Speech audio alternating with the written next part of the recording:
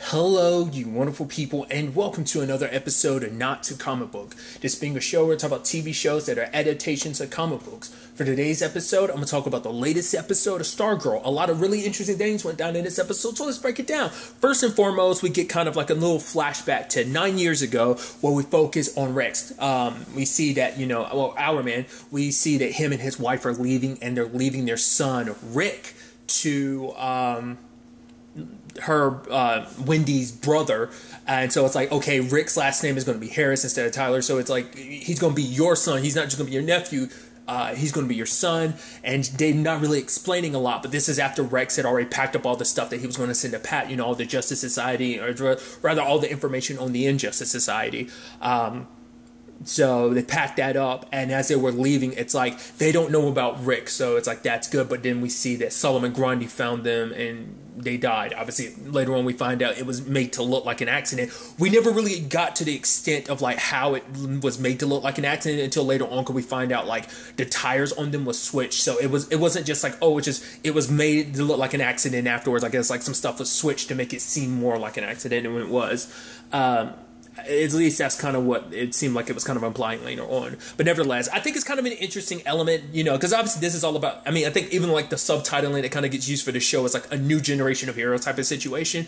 And obviously it's like the next generation of heroes, because obviously these are younger heroes and stuff like that, the torch being passed on and everything, and which I think is so interesting because this is one of a few shows where the torch has kind of been passed on. You can make the argument with the whole torch of like the Black Canary being passed on. So far, the only thing that's actively been passed on has been the mantle of Green Arrow, obviously from Oliver to Mia. That's the only thing that's ever, but once again, Black Canaries is kind of a similar yet different circumstance. So, but the thing I brought up before, like it's new generations, obviously because these are younger people, but also because it's like it's the next generation in some cases, because obviously Rex has a son named Rick, which I think is so interesting because I brought it up before, like, oh, it's interesting how like all the villains have children, and once again, I guess that plays into why they do what they do. But it's actually interesting because Pat kind of figured out, he's like, I think William was the wizard, and but it's like, yeah, but why? And even Courtney's asking why would villains kill other villains. She's like, that doesn't make any sense. And even Pat's like, he's looking into it. But obviously it turns into the whole thing of like Courtney's like, no, like I'm going to, she wants to keep looking into this. It's like, come, let's work together on this, Pat. But he's like, no, so obviously he knows something's up, but he doesn't quite know. But nevertheless, I also like the fact is, once again, it's just that thing of like the dog almost exposed you because your closet was open and your costume's just laying on the floor. And I'm like, I love that. Once again, it makes sense. You're a teenager. You don't have some secret base where you can keep your costume like literally everyone else can, except for Kara. Kara, like, Supergirl, she keeps hers on her all the time. Now she can literally transform into it whenever she wants to, but at least everyone else, whether it be Arrow, the Flash, or whatever. Legends, I guess they keep theirs on the ship, so it's like now they had to worry, but you have to just like the fact that your costume just casually on the floor. It's just so interesting. There's very few heroes I can think off the top of my head because I'm not that familiar with like younger heroes. Like the only heroes I'm more informed of that are younger like that would be like Spider-Man. I mean, and obviously his age varies from different, from comic book to comic book in different continuities and stuff like that. But like I'm sure that's a situation. But nevertheless, once again, I'm going into tangents and all that. I'm even talking about Marvel. Regardless, I just thought that was just kind of like a funny bit. But obviously it's the whole situation of, she's still trying to find other people. And I love that her and Yolanda are talking about it at school. And Beth is just pretending like her headphones are in. She's casually like spying onto their conversation. I love it. I thought it was interesting because they're like, oh, what about her? Yeah, she seems like she'd be pretty good. And then she tackles someone else to the ground and she's like, yeah. And they're like, yeah, she's a little too competitive. And it's like, yeah, we can't add her to the roster. And, Beth's just listening into like all their superhero talk and stuff like that about who villains could be. It's even interesting because Courtney had brought up the Fiddler situation to Pat, but like obviously for Pat, he's like, no, your principal couldn't be the Fiddler because the Fiddler was so and so before. But it's like, I guess because he's just assuming that these are the same people. He doesn't know that. I guess that it has been a long. It's been 10 years, so the mantle could have easily passed on to someone else. So I guess like his principal is the Fiddler. Courtney's principal is the Fiddler and stuff like that. But Nevertheless, it's interesting because we get a little insight into Rick's life as well with his uncle. It seems like his uncle like resents him. He's like, "Whoa, where's that carburetor order?" He's like, "Yeah, I sold it." He's like, "You're not the one that's paying bills here for lights, electricity, and all that stuff." And he's just like, "It wasn't yours to sell." And he's like, "I get it. You're mad because like you could have been some big tech dude in Silicon Valley, but you had to look after me." And he's like, "Oh, you want to hit me? Go ahead. I'll lay your ass out again." So it's just kind of like, so it's not just kind of like his uncle doesn't just treat him like shit. His uncle, I guess, kind of like, it's just like both of them. It's just like the life he had to give up. And for Rick, it's just like the life I lost, that being my parents, like, you know. So we met Rick earlier in the season, didn't we? Because and it's so interesting, like how that works out. Literally, all the people involved, Beth, Yolanda, as well as Rick, they were all at that table in the first episode. So it's just interesting that the people that you sat down at the table, which you're going to be like, oh, table, like is the Justice League, or rather the Justice Society. So it's just it was already foreshadowing that, which I think it was, you know, if you read too deep into it, but essentially like. You could tell from the meeting, I was like, oh, so, I mean, you can kind of pretty much figure it's like, that must be why you have such a chip on your shoulder, why you seem like such the rebel type. But he happens to be walking by, and he runs into Pat. And Pat's like, oh, you want, like, what kind of car is it? And he's like, and then the moment he hears of it, he immediately, so he's like, yeah, the very few people have a car like that. He's like, what's your name? And he was like, Rex Harris. It's Rick Harris. And he's just like, because Pat comes, he was starting to get inkling, like, could this be, you know, Rex's kid? You know? But obviously, you know, Pat just had that inkling, and then Courtney, like, she's there, and the hourglass starts activating, and it's like, whoa, like, she's like, whoa, I gotta track him down, because even Pat was like, what's up with that kid? And she's like, I don't know, it's just some kid, I don't really know. And she's like, why? And he's like, no, neither one of them is communicating, it's just all the secrets between them, but she tries to follow after him. And she tries to give him the hourglass, but the hourglass isn't glowing anymore. And she's like, wait, what? She's like, that doesn't make any sense. And he's thinking she's crazy, so there's that. Then there's the fact is that Beth just like randomly shows up at Courtney's house. It's like, oh no, I'm her friend. And then like she's talking Barbara to death, to the point like Barbara's like, oh, isn't it? It's like you can immediately be like, okay, so this is who Beth is, because this was our first time having a very extended period of time with Beth, and it's like, you are quite the chatterbox, aren't you, Beth? And she ends up finding the goggles, but it turns out the goggles obviously have like an AI system to them. It's based on the dude Charles, who actually made them. It's actually interesting because she ends up explaining his story later on. In fact, like basically he lost his eyesight because of the mob or something, but he made these to kind of, you know, give him sight, even though he didn't have it. And I was like, that's so interesting. And basically it's like, it gives her insight into everything. Like she's like, it's basically kind of like a Wikipedia, because it's like a fountain of information and stuff like that. And I love it. And it's like Courtney comes in and was like, what are you doing in my room? Which, you know, right, you have the right to kind of ask, like, because you're like some strangers in your room. And it's like, I don't really know you. It's like, oh. And that was, you could tell that hurt Beth a little bit too, because it's like, but we sit at lunch together at lunch all the time. It's almost like, it's sad because it's like, because Courtney is aware of your existence, she just doesn't know you, and it's just kind of sad in that moment. But Beth doesn't let that stop her, because Courtney's like trying to say something. I forgot what it was she said, but the goggles immediately was like, oh, she's lying. So she was able to get them to work, which actually begs the question, something I brought up before. Like, it's interesting because it seems like it's being like half and half. It seems like half of this stuff seems to be like, oh, specifically like it works for one specific person, whereas everyone else, it seems like you kind of have to be chosen. Like Yolanda is being Wildcat. I guess it's just as impactful. It's not like you earn this because you're a legacy. You earn this because Courtney saw something in Yolanda to be like, you are Wildcat. And it's interesting, you know, because like, you know, Courtney got the staff because it basically chose her, which you can make the argument maybe it didn't just choose her, maybe it's because she is Starman's kid. Because the fact that she brings it up later on, because that's why I kept wondering, like, how would you not know what your dad looked like? That's why, I mean, I get it, you're a little girl and everything, but like no pictures and stuff like that. It seems like her dad wasn't in her life a lot, because she says she saw her dad a few times growing up. So it's like, that's so interesting. And if you only saw him a couple times, your mom probably doesn't really have any pictures of him like that. So, you know, maybe they were split up, or maybe he just always had an excuse not to be around. She was like 5 at the time when he disappeared, but, you know, it still begs the question. They could have been like separated or whatever the case may be. But I just thought that was kind of interesting.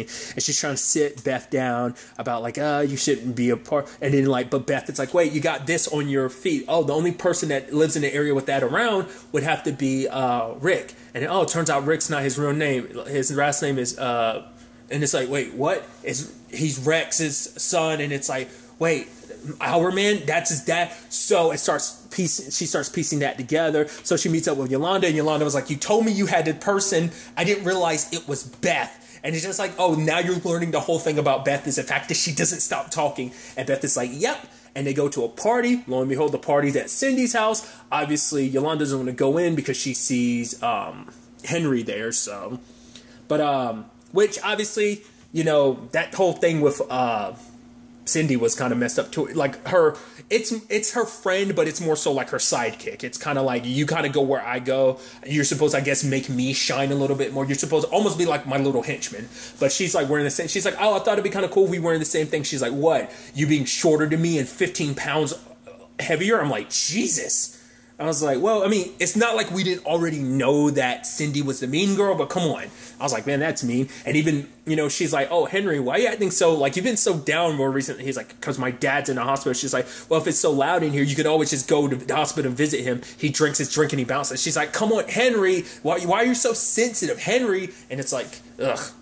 I guess it didn't all work out the way she wanted to. Once again, I'm still 100% sure she's the one behind that picture of Yolanda getting out. I'm sure of it. And it's like all for the purpose of eventually dating Henry and stuff like that. But what's interesting is because Henry was talking about his head hurting, and as he was leaving, he hears Yolanda say jerk, and he's like, what'd you say? And she's like, I didn't say anything. And he was like, and whatever. And keeps walking. I'm like, okay, there it is. We already knew it was in the works because his dad was testing him all the time to see if he had any abilities. It seems like they're slowly creeping out.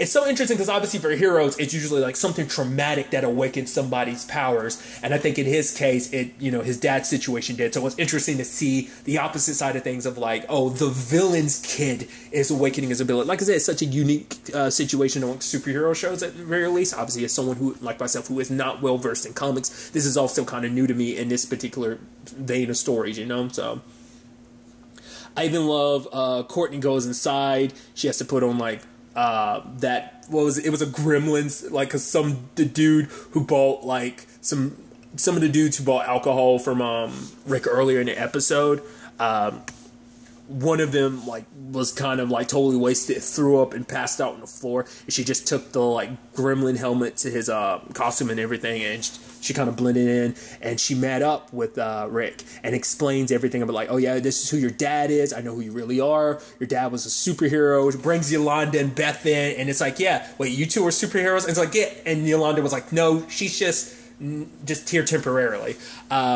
And they give him, because once again, I thought it was fascinating because we got to learn what Hourman's power was, because he was only in Legends of Tomorrow for like 2 episodes. The season 1 finale and his season premiere, I believe, are the only episodes he was actually in. So we never really got to see what he was capable of. I don't remember him ever showcasing what his actual abilities were, to my recollection. It might have been more than 1 episode. It might have been at least maybe 3, because he might have been in another. I think he was in a 2nd episode of the season 2, when the Legends actually meet the Justice Society.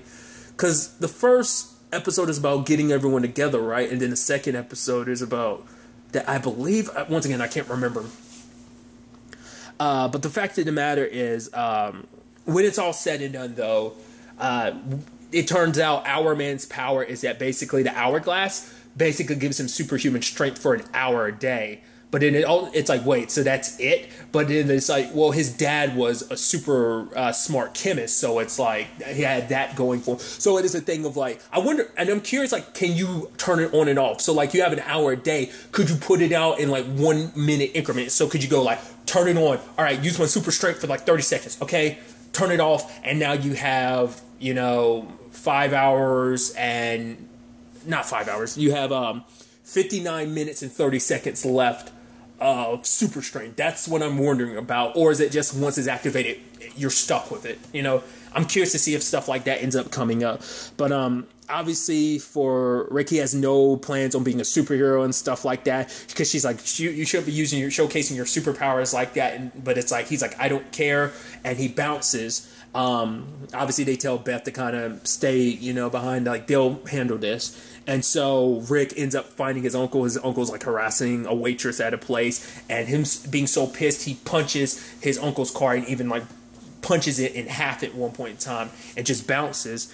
And he goes to the tree where his parents hit, and, you know, Courtney and Yolanda in their costumes end up finding him. And what was interesting, though, is we get a little insight into Rick about his whole thing. And the fact is, for him, he's angry all the time because his parents died in some accident. Because that's the worst thing. It's like there's no rhyme or reason for their death. They just die. And for him, that was just the most infuriating thing of just like, you know, they were taken from him and he's just angry. He's like, I want to hit things all the time. And I think that's such a powerful thing of just like that tragedy. Obviously, he was a kid, so of course it would warp him like that. Of course he'd be angry like all the time, like especially being a teenager too. You don't know what to do with that anger. For him, it's like you ever feel this anger so deep inside of you that you know it's poisoning you. Like no one can, you know, understand what he kind of went through. Which obviously Courtney's trying to empathize, being like, my dad, you know, she's like, I saw him like a couple times in my life. So she's like, the Injustice Society ended up killing him before I had an opportunity to know him. But it's like, I'm carrying on this legacy, and it's like the same thing for you. But for him, it's like he has no interest in that. But she was like, if you're not going to be on their side, I can't let you keep that. And he's like, oh, try and stop me. Luckily, Beth shows up in time because she learned from the goggles that it wasn't an accident. And there was even a projection that showed Solomon Grundy attacking his parents' car, and that led to the accident. So obviously showing it wasn't an accident. His parents were murdered. And obviously Courtney's like, I get it. Like but that's the group we're trying to stop, is that group that killed your parents, that killed my dad. I'm trying to stop them, you know, try to get justice. But for him, he's like, I'm not interested in justice. I want revenge. And it's like that. I mean, and that's always like that dark road any superhero goes down. I mean, a lot of, you know, why Batman does what he does. It's out of us, you know, getting revenge, trying to stop all the criminals, because crime is what led to his parents dying, you know. So it's a similar vein in this case, especially because it's like you have one focused target on your mind of like, all right, I'll work with you long enough to get my revenge, and beyond that, we'll see, you know. So I think that's definitely going to be interesting. But I like we kind of got a twofer in this episode, because the whole thing about like who's chosen and who's not makes you like, the fact of the matter is Courtney made it seem like Beth is the only one who could get the goggles activated. So it's like, is there something special about her? Was it just her personality? Was it very similar to Charles, the reason why it kind of linked up like that? Or was it just kind of luck that brought those goggles to her and they activated? Whatever the case may be, at the same time throughout this episode, we see that the Injustice Society is making other moves. They're getting blueprints to some kind of satellite, and Home Dude ends up paying off that dude. He's like, oh yeah, it's chocolate, and he's laughing. I'm like, what is that all about? We find out later on that dude is dead, so... Then we get a peek into the Fiddler. We kind of get to understand what her whole thing is. Basically, the Fiddle gives you mind control. So I guess, considering what that is, I guess she was probably hoping to use her powers to kind of wake Brainwave up, kind of force him to wake up. But I guess because it's about controlling someone's brain, because Home Dude was also like, oh, it's a poor bastard. Your buddy, he's got such low strength of will, he's able to be controlled, but you got, your will is a little too strong, unfortunately for you, and ends up killing him. So it's like, okay, so maybe Brainwave's power, but I guess even in that state, you have no will, but I guess because of his powers and everything, it probably makes it hard for the Fiddle to kind of work on him. But it was just nice to finally understand, like, okay, what exactly the Fiddle does. So I thought that was pretty, I mean, granted, it kind of, well, I don't know if that's supposed to be the same thing or not. You remember, was it season 4, one of the metahumans that was made from the bus? She's the girl that, Ralph had a thing for? She could, like, use her, like, was it a Fiddle? I don't remember. Like, was that supposed to be, like, that Earth's equivalency of her? Probably, maybe not, I don't know. Or is it just supposed to be someone that was very similar? Is that the same character to a certain extent? I mean, that's what I was wondering, because it's like, she kind of had metahuman, like, the show might have taken that character of the Fiddler and just applied it in that case. I don't know. It makes me wonder about that. I mean, obviously, we can tell from different Earths, like, obviously, like, Killer Frost is typically a villain, I think, even in the comic books. Obviously, on Earth 2, she was a villain. Obviously, she borderline a little bit on Earth 1, but also she's more so just straight up a hero. In this continuity, she's just, Frost. So, maybe kind of a similar thing applied in, that case of the Flash. But whatever the case may be, it just immediately made my brain think of that because I was like, all right, because she was working on a fiddle, and that's how she used her meta abilities, isn't it? Regardless. So now we know that there's some giant satellite that's a part of their plan, but beyond that, we're still kind of in the dark about everything. Obviously, Pat's starting to figure things out because Rick's uncle's truck ends up in front of him, and it's like, oh. And someone was like, yeah, it almost looks like, what was it, like King Kong hit it or something like that. And he's like, yeah, something. And then he goes looking in Courtney's room for the stuff, and he finds the bag because the one thing that lit up was the lantern, and he was like, oh, Courtney. So realizing what she's done, he probably doesn't realize that she's boosted out the roster as much as she has, but still, she's been going about this herself. So now that he knows, question then becomes like, what are you going to do about it, Pat? Like, obviously you told her time and time again not to do this, but she's still going to do it regardless. So are you going to step in and be like, fine, we'll do this, we will work together, especially because she's already kind of forming a team without you. So it's going to be interesting to see when all this kind of collides together for them. But I'm really interested to ultimately see where all of this ends up taking us going forward into the next episode. But really, that's all I'm going to talk about. Until the next time we meet, be happy, be safe, live life to the fullest, and enjoy it. Good day and goodbye.